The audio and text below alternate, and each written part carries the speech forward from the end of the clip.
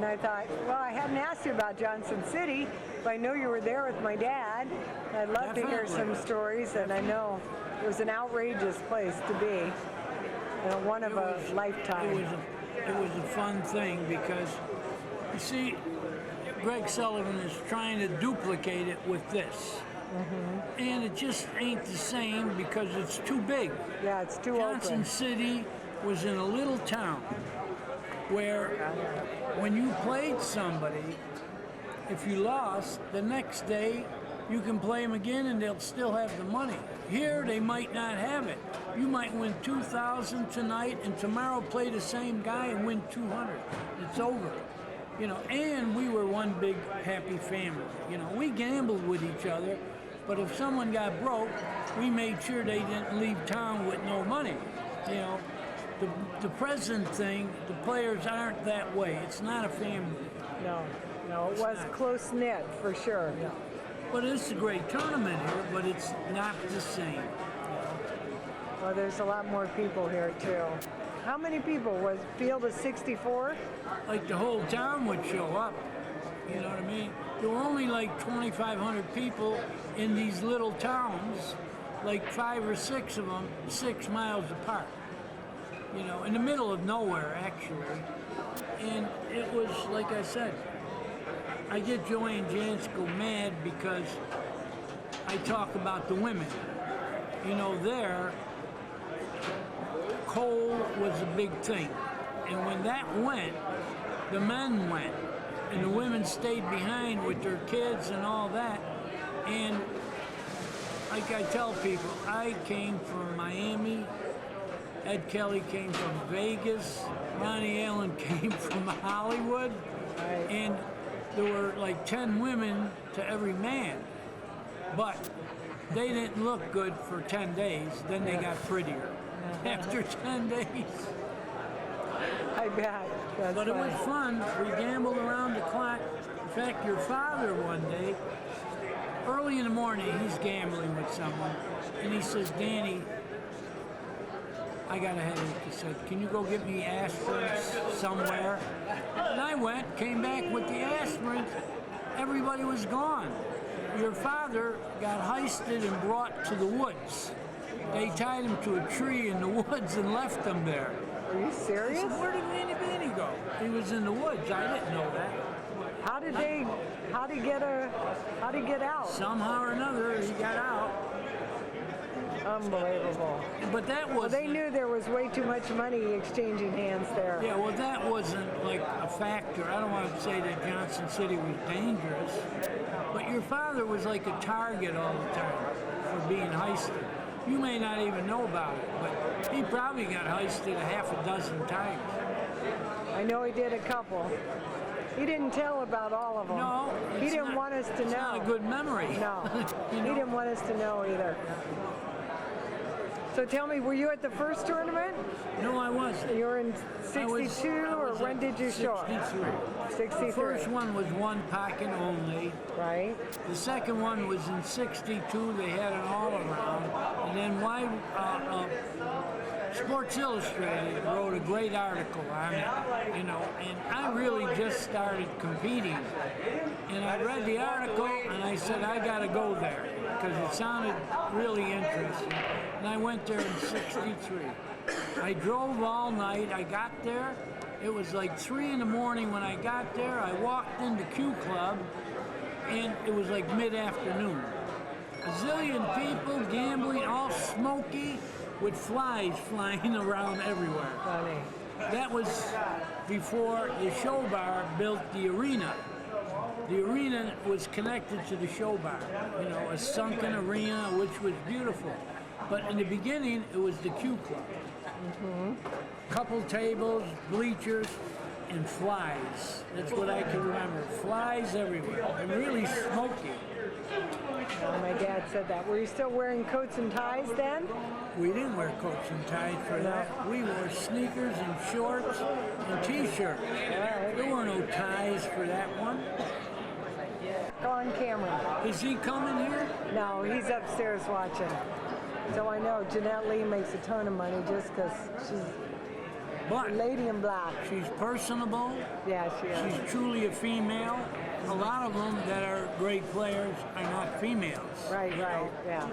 And she does, She uses the sexual thing for sure. well, it is. Yeah. Some of them I hate Sex to sells. see them win a tournament because they're absolutely dykey looking, and that ain't going to help women's pool or Okay. pool. Right, for sure. No, the nice, attractive woman sells for sure. So tell me about, so you went in, and did you also play cards when you were there? I never played cards. I didn't like sit-down games. Yeah. You like You know, the I action. figured when I get older, I'll play the sit-down game, but I played pool. In fact, I won the last all-around there in '72. Awesome.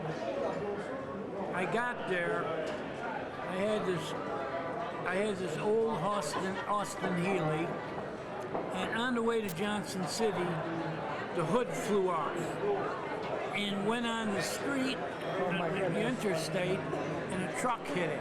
Oh, no. And I parked the car, went back, got it, tried to straighten it out, and I put it back on top with wire hangers, clothes hangers.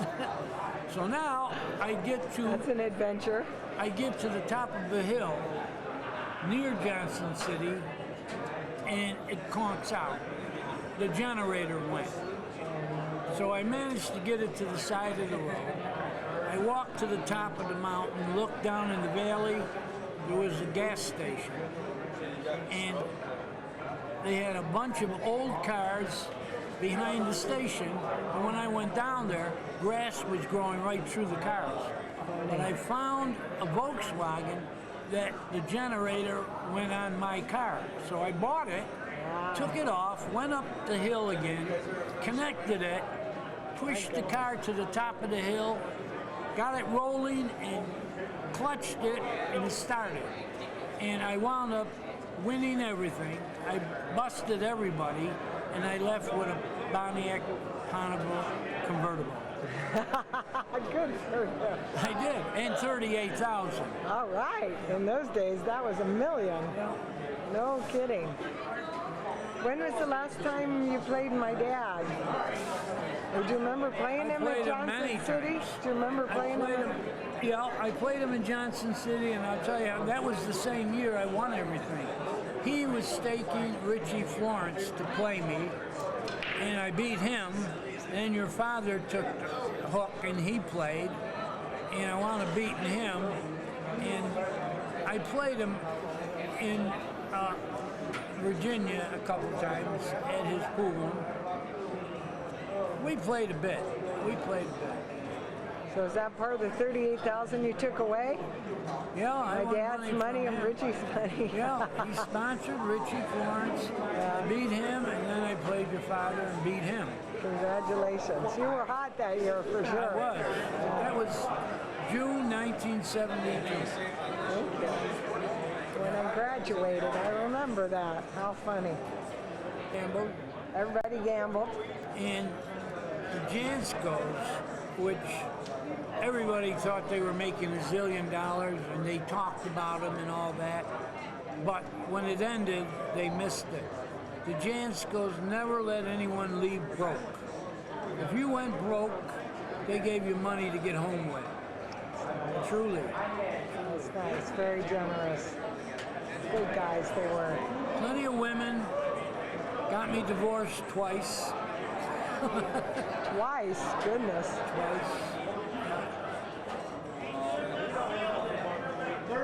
I don't know if that's good video stuff.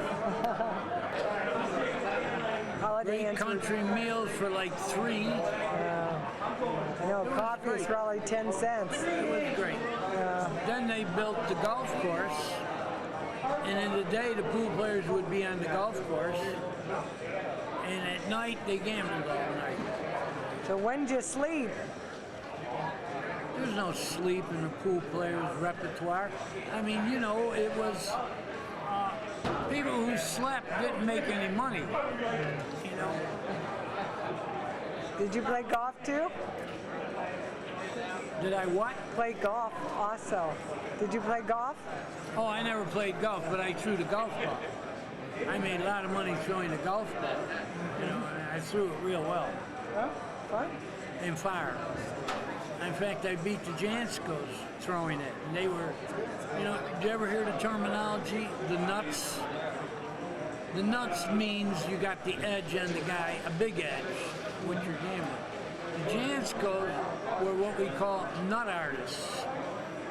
And being Hungarian, the other word came into nuts, the Hungarian nuts, which was stronger than just the nuts.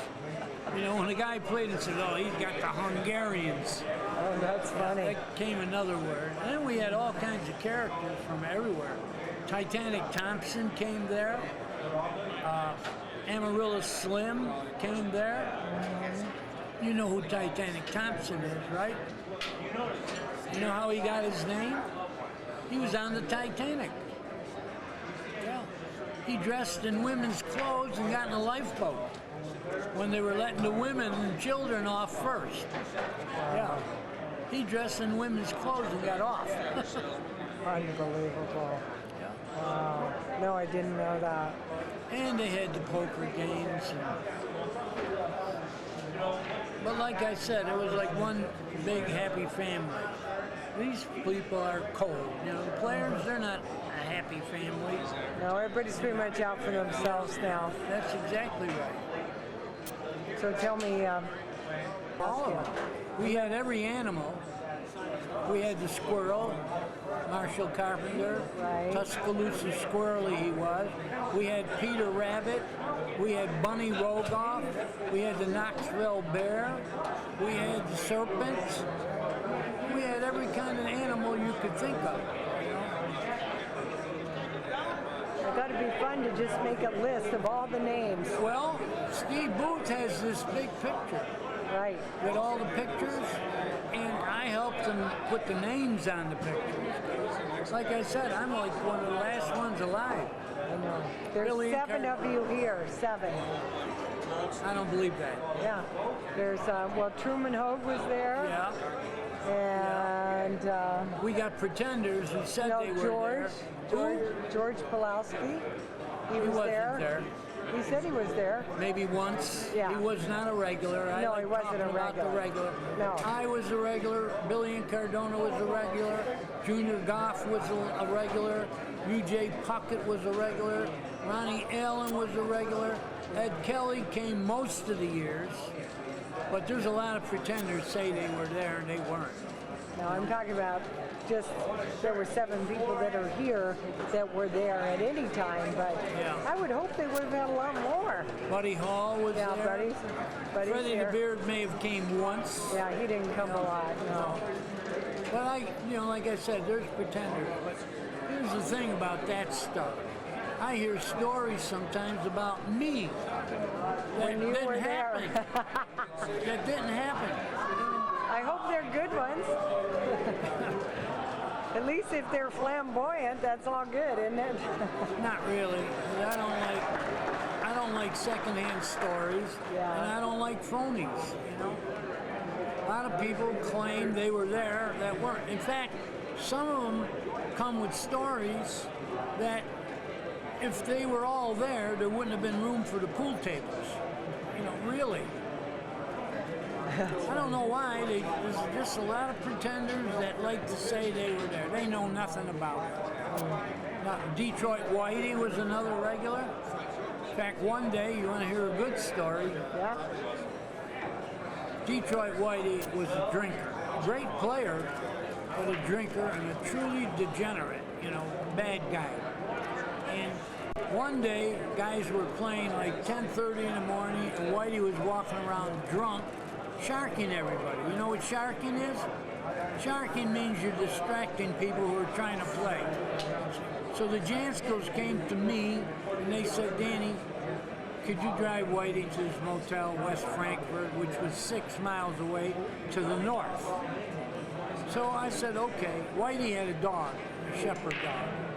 And I put Whitey and the shepherd dog in the car, and I started driving to West Frankfort. When we got on the highway, Whitey stuck his foot over mine in the accelerator, and Whitey weighed about 230. And I couldn't get him off my foot. and we were starting to go 90. And I'm wrestling with him, trying to get him off, and the dog is in the back seat growling at me. And what I did is, I turned the ignition off. The car backfired like a machine gun, and I pulled over to the side of the road. I dragged Whitey out, threw him right in the shoulders, the dog with him, and I pulled away, and I still could get the picture. Looking in the mirror, there was Whitey laying on the side of the road, and the dog was licking his face. Oh, poor Whitey. But that's ridiculous. Why'd he do that? What was... Because he wasn't a nice guy, Whitey. But that's crazy. That's insane. Whitey, his wife took a rap for him. Whitey got caught in a drug deal, and his wife took the rap for him. And when the wife went in prison, he sold the kids. Whitey was bad. We had a list of the most treacherous pool players. Whitey was number one. Oh, yeah. My dad didn't have much respect for him. No. I remember his name. A treacherous guy. Awful. And your father would help people, but he would not help a Whitey. No, I know. Your father was a different breed anyway.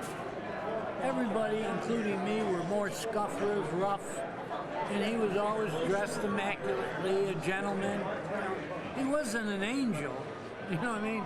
He'd rob you in a minute if he got the chance. I don't mean stealing from your pocket. No. He would get the best of the game if he could. Right. But that's what it was all about. Smart. That's just being but smart. He was a gentleman and presented himself very nicely. Thank you. I miss him. I miss him too. We all do.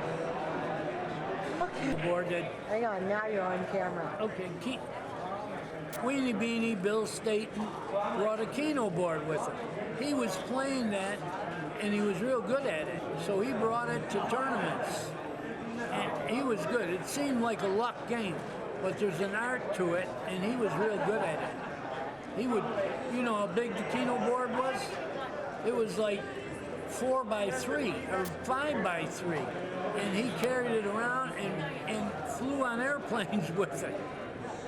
Couldn't do it now. No. Yeah. No, he really enjoyed that game. They gave you a lot of after hours when you're tired of pool. Something else. And he won at it. To gamble with, yeah. Yeah, he was very good at it. Yeah.